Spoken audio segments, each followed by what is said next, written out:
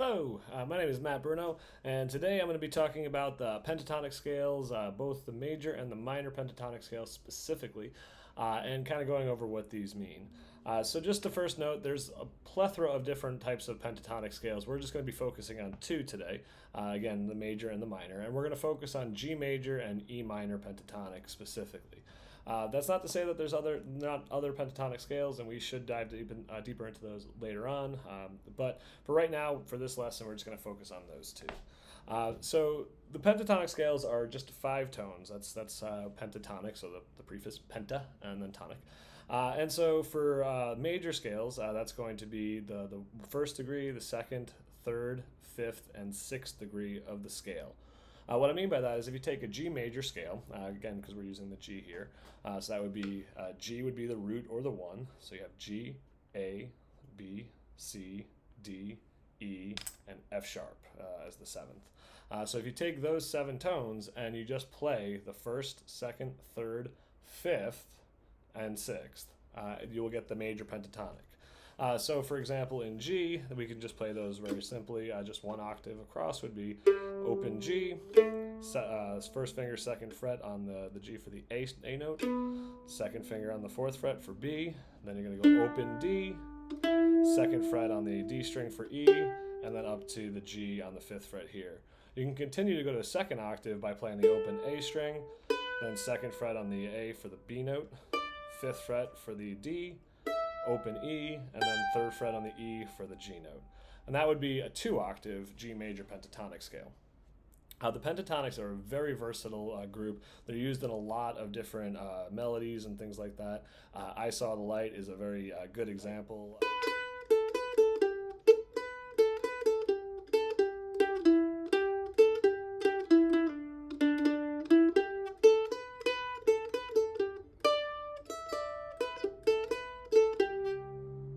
Just all falls into that pentatonic scale right there. So it's a very easy scale to work with and something that I encourage you to practice. Another benefit of these is basically by learning the major, you'll also learn the minor pentatonic scale. So in this case, E minor pentatonic. This is because they're relative majors versus minors and they share the same notes. Very fun stuff to get into. One way that you can kind of remember what notes are in the pentatonic scale is simply to look at the circle of fifths. On my site I have a few examples of this where you can see it. I'll also post a graphic over there where you can see it a little bit clearer. Basically what you can do is pick any key that you're in and spell the major scale out of it. You'll notice that whatever key that you start in, so for example G, you'll fall 1 note backwards on the 4th. So you'll add the C, and then you'll add the other notes, the other 5 notes going straight up. From that, you're just going to take out the first note and the last note. So in this case, it's going to be the C and the F sharp.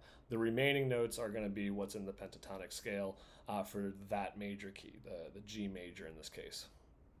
So it's an easy way to look at it, especially if you have a circle of fifths hanging up in your practice area or somewhere available to you. If you don't, I do highly recommend getting that. It's very, very helpful.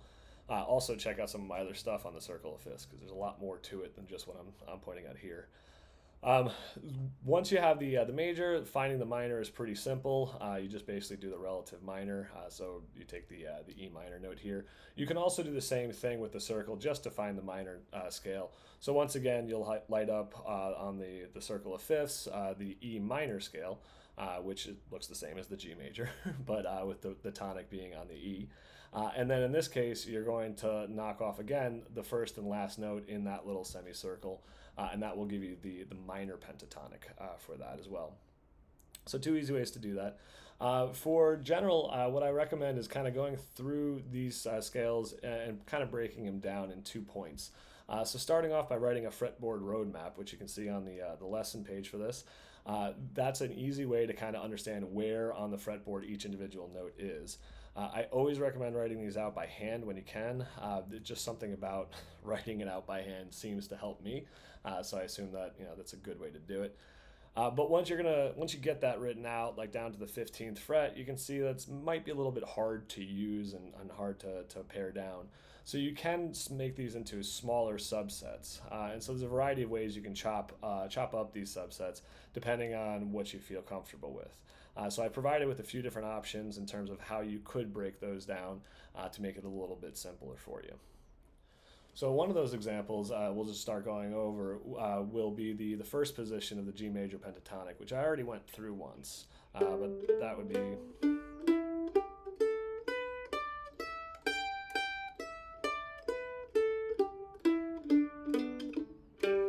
So pretty straightforward there. You can do a lot of different variations of that for practice purposes, like skipping. Oh, sorry.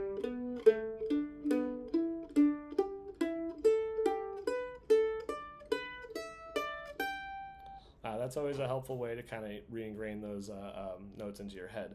But again, these fall into fiddle tunes too, or to other songs as well. So I encourage you to pick up a couple songs that are in using these pentatonic scales just as a way to practice them too.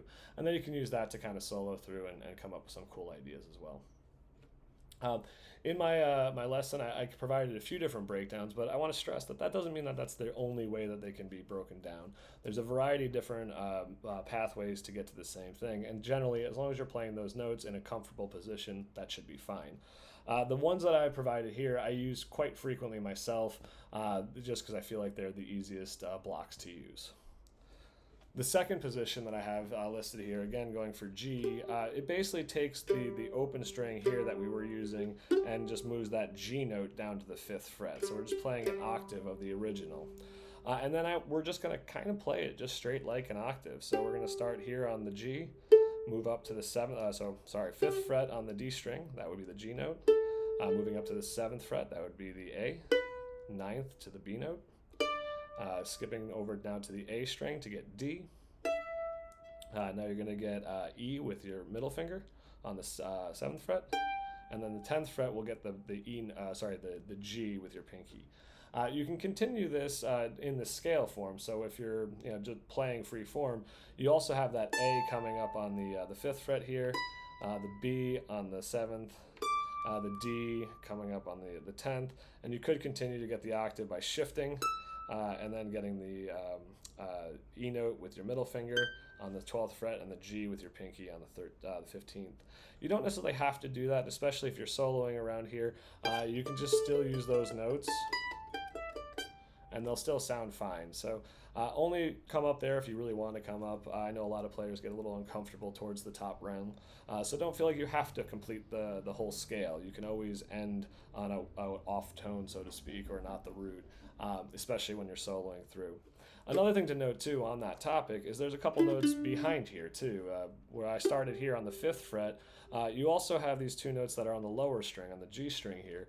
You have the E note here on the 9th fret of the G string, and then you have the the D note on the 7th fret of the G string. Those notes are there too, and again, just like the top notes, they can be pretty handy. Specifically, when you look at this is also a G major chord. In this case, it's just a 5th, so you have the D note and the G note. But this could be useful when you're playing you want to play the chord and then follow with some type of riff.